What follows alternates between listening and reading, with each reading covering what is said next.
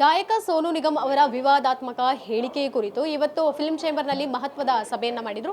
ಈ ಒಂದು ಸಭೆಯಲ್ಲಿ ನಿರ್ಮಾಪಕ ಉದಯ್ ಕೆ ಮೆಹ್ತಾ ಅವರು ಕೂಡ ಭಾಗಿಯಾಗಿದ್ರು. ಸದ್ಯ ಏನು ಡಿಸಿಷನ್ ಮಾಡಿದ್ದಾರೆ, ಫೈನಲ್ ಡಿಸಿಷನ್ ಏನು ಅನ್ನುವಂಥದ್ದನ್ನು ಅವ್ರ ಹತ್ರನೇ ಮಾತನಾಡಿಸೋಣ. ಉದಯ್ ಸರ್, ಈಗಾಗಲೇ ಏನು ಎತ್ತ ಅನ್ನುವಂಥ ವಿಚಾರ ಎಲ್ರಿಗೂ ಗೊತ್ತಿರುವಂಥದ್ದು. ಕನ್ನಡಿಗರ ಕೆಂಗಣ್ಣಿಗೆ ಅವರು ಗುರಿಯಾಗಿದ್ದಾರೆ. ಮೊದಲನೇದಾಗಿ ಆ ಹೇಳಿಕೆ ನಿಮ್ಗೆ ಎಷ್ಟು ಸೂಕ್ತ ಅನ್ನಿಸ್ತು? ಅದು ಯಾರೂ ಅದನ್ನು ಡೈಜೆಸ್ಟ್ ಮಾಡೋಕ್ಕಾಗಲ್ಲ.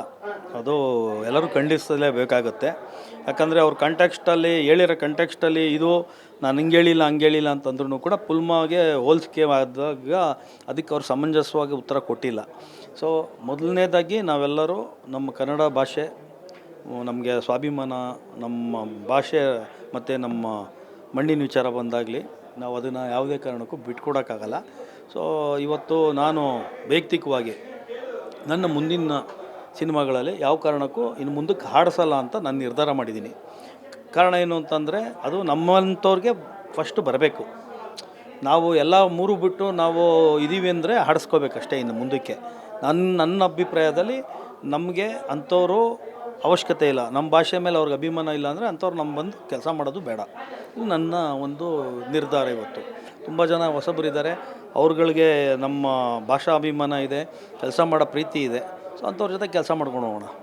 ಸಭೆಯಲ್ಲಿ ಒಂದು ಬೋಲ್ಡ್ ಡಿಸಿಷನ್ ತಗೊಂಡು ಎಲ್ಲರ ಮುಂದೆ ಕಡಾಖಂಡಿತವಾಗಿ ಹೇಳಿದ್ರಿ, ಇನ್ಮೇಲೆ ನನ್ನ ಸಿನಿಮಾಗಳಿಗೆ ಅವ್ರು ಹಾಡಿಸೋದಿಲ್ಲ, ಬೇಕಾಗೂ ಇಲ್ಲ ನನಗೆ ಅನ್ನೋವಂಥದ್ದನ್ನು. ಸೊ ಈ ನಿರ್ಧಾರ ತೆಗೆದುಕೊಳ್ಳೋಕ್ಕೆ ನಿಜಕ್ಕೂ ಆ ಒಂದು ಬೋಲ್ಡ್ನೆಸ್ ಬೇಕು. ಎಲ್ಲಿಂದ ಆ ಪಾಸಿಟಿವ್ನೆಸ್ ಜೊತೆಗೆ ಹೇಗೆ ಅವ್ರನ್ನ ರಿಪ್ಲೇಸ್ ಮಾಡ್ತೀರಾ ನೀವು?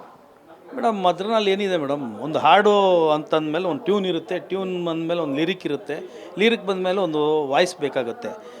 ಅವ್ರನ್ನೂ ಒಂದ್ಸಲಿ ಕ್ರಿಯೇಟ್ ಮಾಡಿರೋ ಅಂಥ ಮ್ಯೂಸಿಕ್ ಡೈರೆಕ್ಟ್ರೇ ಅಲ್ವಾ. ಸೊ ತುಂಬ ಜನ ಟ್ಯಾಲೆಂಟೆಡ್ ಇದ್ದಾರೆ. ನಮಗೆ ಎಲ್ಲರಿಗೂ ಆಲ್ರೆಡಿ ನೋಡಿ, ನಮ್ಮ ಗಣೇಶ್ ಅವ್ರ ಸಿನಿಮಾದಲ್ಲಿ ದ್ವಾಪರ ಸಾಂಗು ಅವ್ರದ್ದು ಎಷ್ಟು ದೊಡ್ಡ ಹಿಟ್ಟಾಗಿದೆ. ಅಂಥ ಒಳ್ಳೆ ಟ್ಯಾಲೆಂಟ್ ಇವಾಗ ಇದೆ. ಆಮೇಲೆ ಆಲ್ಟರ್ನೇಟ್ಸ್ ತುಂಬ ಇದೆ. ಸೊ ಅವಶ್ಯಕತೆ ಏನಿಲ್ಲ. ನಾವು ಒಬ್ಬರಿಗೆ ಮಣೆ ಅಂದರೆ ಅಂಥದ್ದು ಒಂದು ಅವಮಾನ ಮಾಡಿದವ್ರಿಗೆ ನಾವು ಹೋಗಿ ಮಣೆ ಹಾಕೋಂಥದ್ದು ನಮಗೇನು ದರ್ದಿಲ್ಲ ಮೇಡಮ್. ಬಹುಶಃ ಈ ಕಾಂಟ್ರವರ್ಸಿ ವಿಚಾರನ ಇಟ್ಕೊಂಡು ಈಗ ಕದ್ದು ಮುಚ್ಚಿನ ಏನಾದರೂ ಹೋಗಿ ರೆಕಾರ್ಡಿಂಗ್ ಮಾಡಿಸ್ಕೊಂಡು ಬಂದರೂ ಬರಬಹುದಲ್ವಾ? ಕೆಲವರು ಕಮಿಟ್ ಆಗಿರ್ತಾರೆ ಈ ಸಿನಿಮಾಗಳಿಗಂತ. ಮೇಡಮ್, ಇದು ನನ್ನ ವೈಯಕ್ತಿಕ ವಿಚಾರ, ಆಯಿತಾ. ನನಗೆ ಆಲೋಚನೆ ಆ ಥರ ಇದೆ. ನಮ್ಮ ಭಾಷೆ ಮತ್ತು ನಮ್ಮ ಜನರು ಅವಮಾನ ಮಾಡಿದವರು ನಮಗೆ ಬೇಡ ಅಂತ ನನ್ನ ವೈಯಕ್ತಿಕ ಅಭಿಪ್ರಾಯ. ಬೇರೆಯವ್ರಿಗೆ ಅದಿಲ್ಲ ಅಂದಮೇಲೆ ಅವ್ರಿಗೆ ಸ್ವಾಭಿಮಾನನೇ ಇಲ್ಲ ಅಂತೀನಿ ನಾನು. ಸೊ ಅವರೇ ಬೇಕು ಅನ್ನೋರಿಗೆ ಇದನ್ನು ಮೂರು ಬಿಟ್ಟು ಹೋಗಿ ಆಡಿಸ್ಕೋಬೇಕಷ್ಟೆ ನನ್ನ ಪ್ರಕಾರ.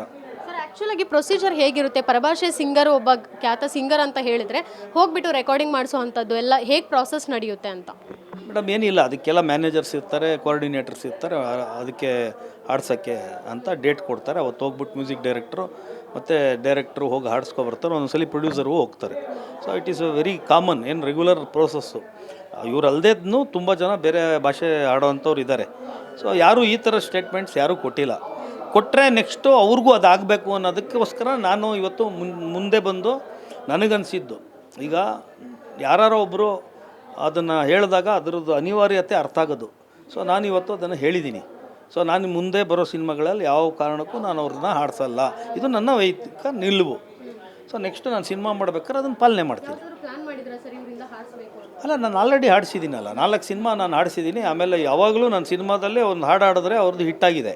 ಎಲ್ಲ ಸಿನಿಮಾ ಹಾಡುಗಳು ಹಿಟ್ಟಾಗಿದೆ. ಸೊ ಹಂಗಾಗಿ ನನಗೆ ಅಷ್ಟೆಲ್ಲ ಆಗಿದ್ದರೂ ಕೂಡ ನಾನು ಅದನ್ನು ರೆಡಿ ಟು ಲೀವ್ ಹಿಮ್ ಅಂದರೆ ನನಗೆ ಸ್ವಾಭಿಮಾನ ಮುಖ್ಯ. ನಮ್ಮ ಜನರಿಗೆ ನಮ್ಮ ಭಾವನೆಗಳಿಗೆ ಅವರು ಧಕ್ಕೆ ಮಾಡಿದ್ದಾರೆ ಅಂದರೆ ಅವರು ಬೇಡ ಅಂತ ನನ್ನ ಅಭಿಪ್ರಾಯ. ಸರ್, ಕೊನೆಯದಾಗಿ ಆ್ಯಸ್ ಎ ಪ್ರೊಡ್ಯೂಸರ್ ಆಗಿ ನಿಮಗೆ ಗೊತ್ತಿರುತ್ತೆ ಯಾರ್ಯಾರ ಸಂಭಾವನೆ ಗಾಯಕರದ್ದು ಹೇಗಿರುತ್ತೆ ಅಂತ. ನಿಮ್ಮ ಸಿನಿಮಾಗೆ 4 ಸಿನಿಮಾಗೆ ಹಾಡಿಸಿರುವಂಥದ್ದು, ಸೊ ಸಂಭಾವನೆ ಎಷ್ಟು ತೆಗೆದುಕೊಂಡಿದ್ರು? ಅವರೆಲ್ಲರಿಗಿಂತ ಸ್ವಲ್ಪ ಕಾಸ್ಟ್ಲಿನೇ. ಬಟ್ ನಾವು 15 ವರ್ಷದಿಂದ ಶುರುವಾಗಿರೋದು. ಸೊ ಒಂದೊಂದು ಟೈಮಲ್ಲಿ ಒಂದೊಂದು ಅಮೌಂಟ್ ತೊಗೊಂಡಿರ್ತಾರೆ.